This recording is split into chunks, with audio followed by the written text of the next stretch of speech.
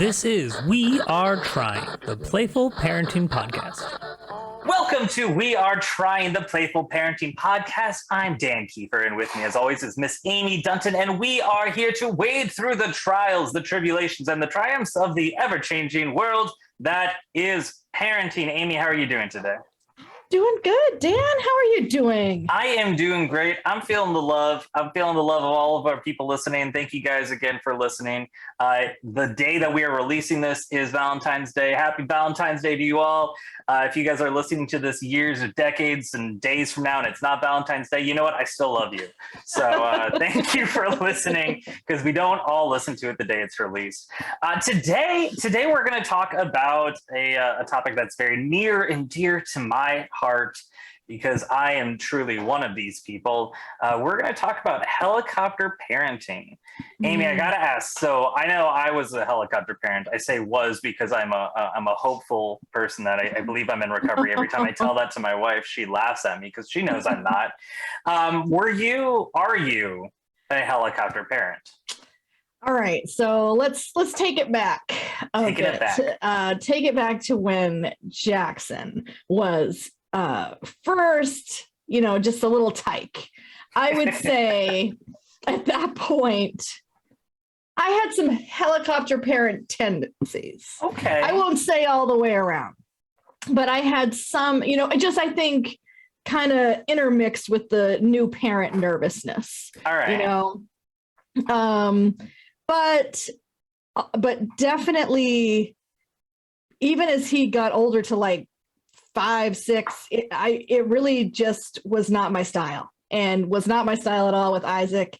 I was someone who always believed firmly in kind of letting them experience things no matter what the result. So, for example, the whole food tasting thing, where it's like, if you give them a food like a lemon, it's going to be sour. Right. If you have them take a bite and your reaction is like, oh God, it's going to be awful. Right. Yeah. And of course they're going to react that way. But if you have just completely no expression and let them experience it for themselves, then that's a true reaction. And I really enjoyed that process. Oh yeah, 100%. I mean, kids, like, they don't know how they're supposed to react, so they look to the people around them for guidance. Absolutely. Like, there's so many times, when kids fall, they look at, the parents is like, hey, is this like a cry now time? Is this a get up and go? I love Delilah now because she's just like, and this happened today. We went to the park,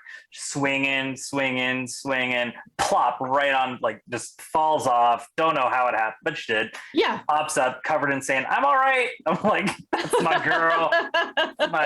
my miniature girl. That's awesome. So she didn't even do the look to dad. She was just like, I'm good. Well, so this is where the story is coming. All right. Okay. So I was 100% with Leo early on.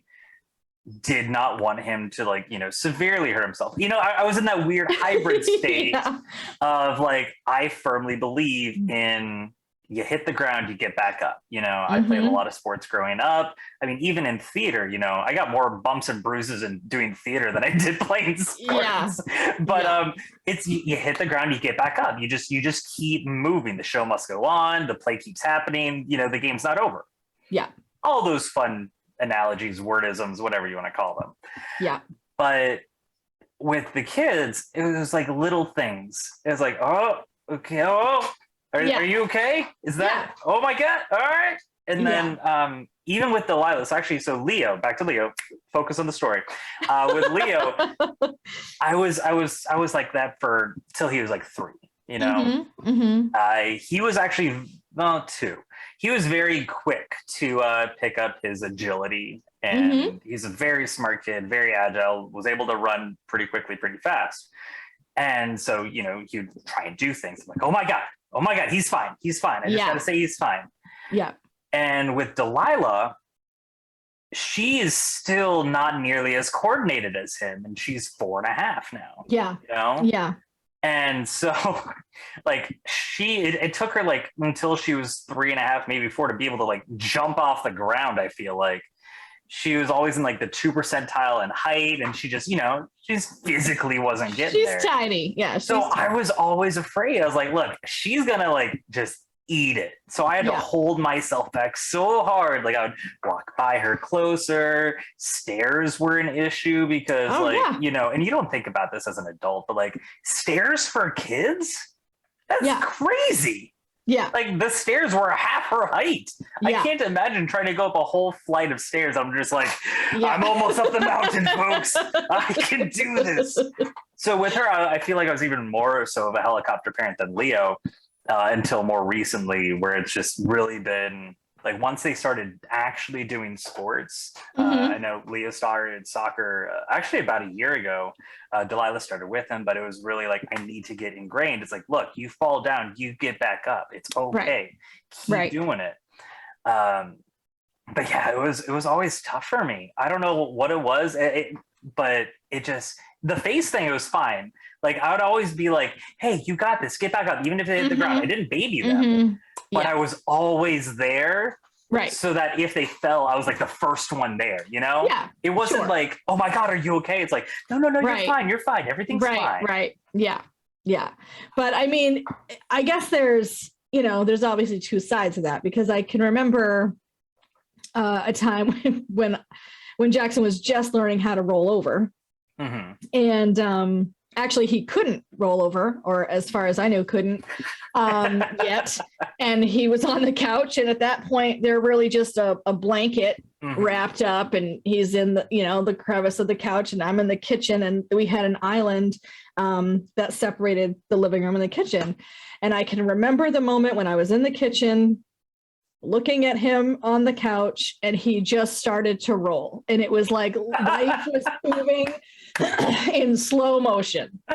And I was like, no. And I like clear the island, like I'm running, and thump. And he hits the floor. And I was like, parent of the year right here. I mean, he turned out great. He's okay. Yeah. He's all right. He made it.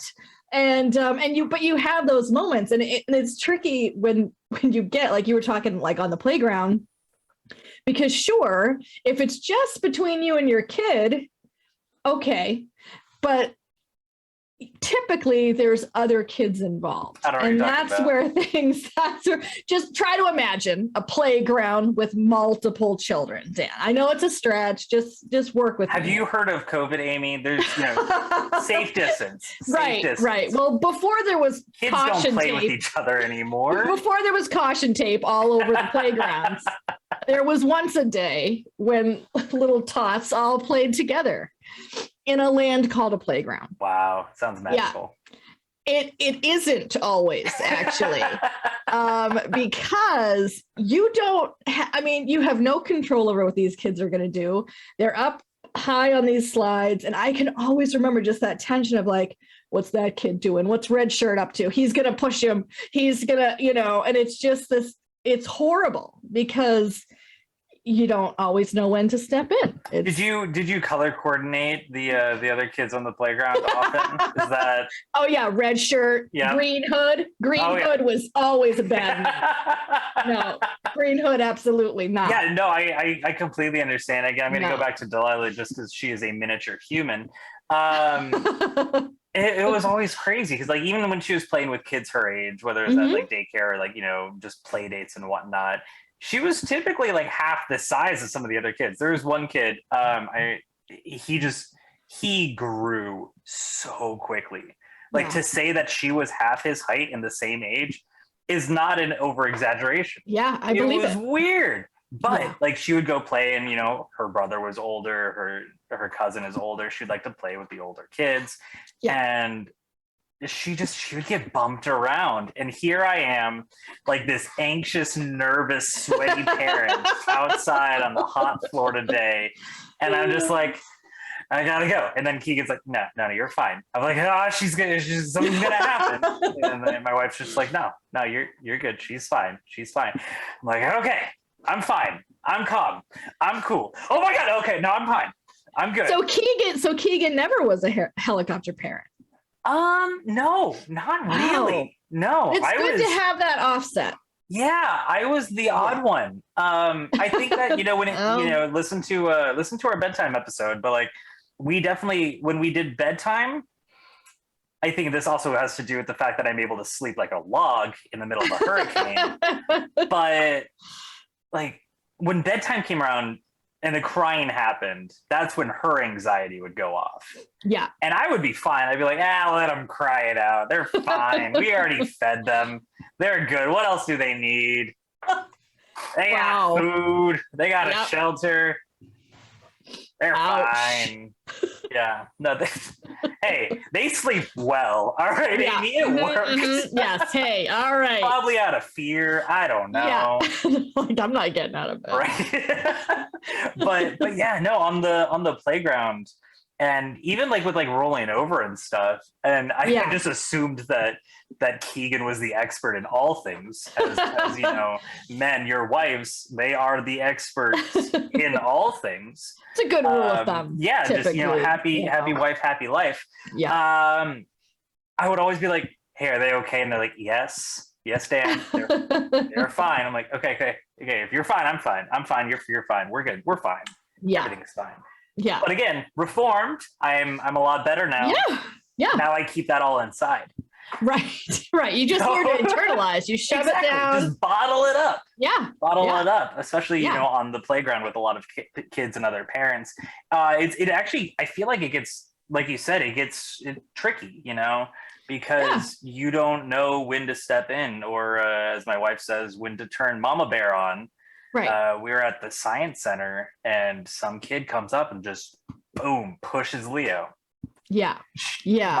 My wife got in that kid's face so quickly. So Leo was like 4. This kid, I'm getting better at ages. I'm assuming he was like 7 or 8. Mm-hmm. But she got in his face. Where are your parents?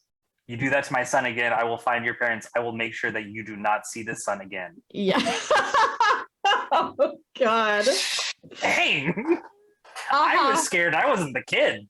Yeah. Needless to say, everything was fine after that. Sure. It usually just takes one mild threat. Right. Yeah. It's fine. Yeah.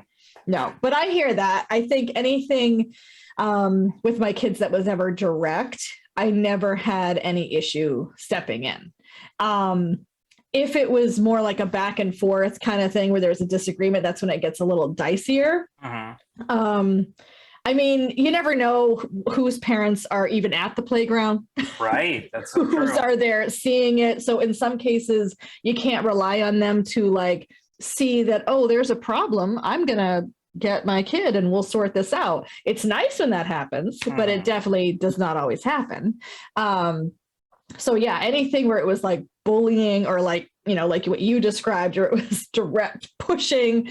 Yeah, I'm not going to just sit around and watch that happen. You seem like a really, really shy individual. I'm sure our viewers would agree. Yeah, I'm very reserved. Yeah. Not usually one to speak out, especially when it comes to my kids. I just let the chips fall where they may. Nope. I was, Yeah, and I hear that. Like, I mean, when it came to a lot of things too, we had a lot of rules, even on the playground, of things that they should and should not do. And so helicopter parenting kind of backed off as the rules and like regulations were put in place. Like, hey, we don't walk up slides in a playground. You're gonna get hurt. Don't do that. When you're walking by the swing set, make sure you're looking. Otherwise, you're gonna get hurt. Yeah. Playgrounds are fun until you get hurt. Yeah. And that's across the board. Houses, like, as great as rules are, but they are there for a reason. Especially as you're young and figuring things out, these rules are set to keep you in place. At least that's what we as parents say, so we can micromanage situations. Yeah, that's just our setup. Yeah, I mean, it's perfect. It's laid out really well for us. Right. So how does it work for you as a helicopter parent when it comes to going over to like play dates, relatives' houses, when it comes to dealing with other families? Yeah, it's incredibly tricky because I think that the picture that is painted on the sitcoms, I grew up with, at least, is just like everybody knows each other in the neighborhood, and everybody's just friendly, and and it's just, there's always like that one bad kid, Green Hood. But but other than that, everybody's just real friendly. Green Hood, if you're listening, yeah, change your hood color. I'm watching you. Really throw us off. Yeah. But it's like, it's just not the reality. So when I first moved to Florida, for example, it was like I didn't know any of the people on our street, and the kids wanted to go play, and it's just kind of like you have to kind of give them a longer leash, or I felt that way, because I was like, well, if I don't give them this chance to sort of get out there and make some new friends, they're going to go stir crazy. They're not going to have anybody to socialize with, which is another huge important part of growing up. So I think for me, it was a lot of like watching from a distance, not in a creepy stalker way, but, giving them their space, but being like outside at the same time they were outside, so I could hear the conversations and get just get a bead for what the discussions were. And so what I'm hearing, and this goes for the YouTube audience, and if you're not watching on YouTube, so the way that we have our location set up right now, Amy is right next to a window with these perfectly horizontal blinds. So I just imagine Amy just peering out as her kids are playing, just like they're good, a sliver enough just so her eyes show through. I mean, I may or may not have put tracking devices. That'll be another episode. We'll talk all about let's go into technology and but there's definitely those times when it didn't go well. Like I can remember like both Jackson and Isaac going over to this kid's house, and Jackson came back without his younger brother, and he was just like, so I don't know, like the kid's kind of being like, he's kind of cursing a lot, and he's kind of like, and I'm like, why did you leave him there? Like running out of the house to go collect my son. And so like, here's actually a really good segue then, because I'm glad that you brought that up. I mean, I'm going to cut you off so that you can go for it. Go for afterwards. It was going to get violent. Maybe we won't go to this next segment. No, we're going to go to this next segment for tough decisions and tough moments. What should I say? So Amy, in a situation like that, because that's a perfect situation where it's like, look, there's a lot of things, you had to get that long leash. So what did you say when you got over there? Was it, oh, hey, your kid curses a lot. That's fine. I'm going to take my kids and never come back. That's what I would say. Yeah. Yeah. Very smooth. I think it was, it happens in stages. So first stage is my kid better be okay. So that's when I just like go down to the house, police knock, just because I wasn't happy with the fact that I immediately couldn't see him. And then I was just like, hey, is Isaac still, inside? And the dad came to the door, had no idea that like anything was going on between the boys at all. But I could hear the yelling. And so I just invited myself into the home and collected my son. And I was just like, hey, but we're gonna head home. And then as I sent Isaac home, I just had a conversation then with the dad separately, where I was like, hey, I don't know exactly what was going on, but I did want to let you know. And I told him, that like Jackson had told me, what he said and or what the kid was saying. And we just had a conversation. It wasn't fun. It wasn't easy. It was incredibly awkward. But I didn't want to leave it as just like, oh, I just got to get him back to the house because it's time for his bath. Like I didn't want to do that kind of a thing. I wanted to be upfront about like, I'm going to take him home. So yeah, it's usually unpleasant if you're at that point. Yeah. But I think it has to be said. Yeah, I know one thing that my wife and I do, when we run into a situation like that, we haven't played the game of he said, she said kind of thing. Yeah. But we have dealt with a lot of scenarios where Leo's playing with his friends or his relatives, and they are doing stuff that we've deliberately told him, hey, you cannot do this. Yeah. And that's where we have to have those conversations with him and like, look, I know that this is difficult for you to understand. I apologize, but this is the way things are. You are our kid. Mm-hmm. We have told you not to do this. If that kid is endangering themselves, we will gladly tell them to stop. Right. But just because they're doing something doesn't mean you're allowed to do it. Yeah. And that's going to happen throughout life. You know, that those are moments that you have to continue to be like, hey, look, am I supposed to do this? Yes or no? Just because somebody's doing it, does that mean it's okay? Not really. Yeah. Not really. And then there are times where, you know, you feel like you have to step in. And what I've noticed is a lot of times that we've had to step in, the other parents haven't necessarily said anything. And interesting. I haven't at least gotten to that moment where it's like, hey, no climbing up the you know, whatever, no climbing up the slide. And then the other parent, hey, that's not your kid. Luckily, I haven't run into that situation. Oh, okay. I see what you're saying. Yeah. I was going to say, because I have had the scenario where I've been giving my kid a particular direction and a parent will be like, oh, it's fine. Oh, they're allowed to climb. Oh, they can do that.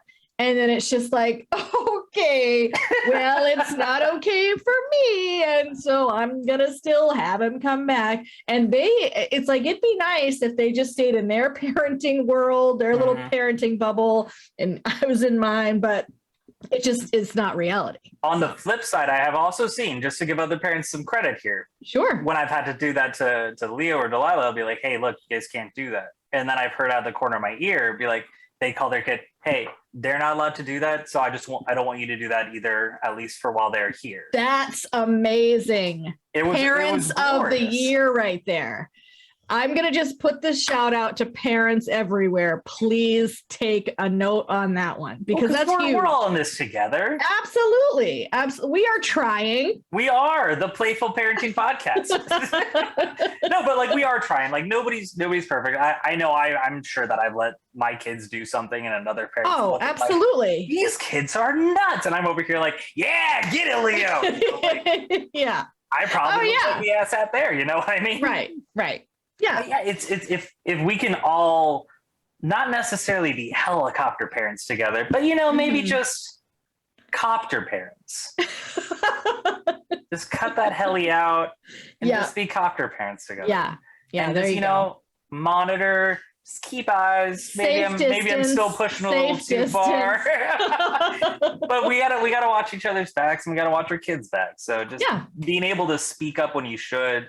And being able to talk to other parents about like, hey, this is what I saw. Just wanted to let you know. It's not an attack. It's not a degradation. It is just letting somebody know, Amy, just like the conversation you had with that other family. Yeah, absolutely. Yeah, it doesn't have to be confrontational until it has to be confrontational. But hopefully you don't get to that point. All right. I'm just saying. So was that the most confrontational you had to be with another parent? Do we want to go there? I think that's a different show. That's a different show, Dan. I just see checking my clock. Checking my clock. I'm going to say we're out of time for that one. Oh man, we don't have that. As I look at my wrist, is that not the time? No, I'd have to get my blood pressure monitor out, and it would be a whole thing. So, but yeah, I mean, I feel like being a helicopter parent isn't necessarily bad until you start going too far. You know, let kids be kids. But make sure that they're safe. Like, I mean, I've seen parents, and I wasn't too far off, where you know, a kid's just walking on the curb, not even on the road, but like between like grass, curb, and then sidewalk, and they're just like right there, just making sure they don't fall. I'm like, look, he falls, scrapes his knee, gets back on, gets better balance next time. I don't know. Yeah. But it's just little things. Let the kids be safe, but let them play. That's what I had to learn myself. Yeah. Yeah. And it's a good lesson. It's not always the easiest thing to learn, but it's fun when you see kids getting to that point where they have that self-confidence and where they do, just like you said with Delilah, she pops right up. I'm good to go. Like, that's a good feeling. And it's like, okay, they can do this. Yeah. And like, even to your point of giving that longer leash, that's how they learn. Right. The fact that you gave that long leash and Jackson even came back and said, hey, look, something weird is going on. Yeah. Like, that's huge. Yeah. Yeah, absolutely. I'm sure that was a boost in your own confidence. You're like, that's my boy right there. Now I'm going to go save your brother. Right. Once I got over that, then I was like, way to go, Jackson. You did the right thing. Yeah. Saw red first. Yes. Yeah, fair enough. That's true. Oh, man. Yeah. But yeah, so just every parent out there, if you feel like you're a helicopter parent, that's okay. Yeah. Embrace it. Yeah. Learn to let go a little bit. Just be aware. Yeah. All right, that's all the time that we do have. Unfortunately, we won't be able to hear Amy's horrifying story.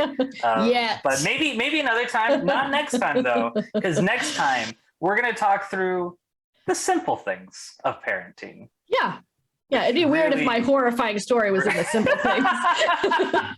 That's not a simple thing, guys. We're going to have to wait a little bit for the Amy story. Don't worry. Maybe we'll save it for Halloween. I don't know. What other All right, everybody.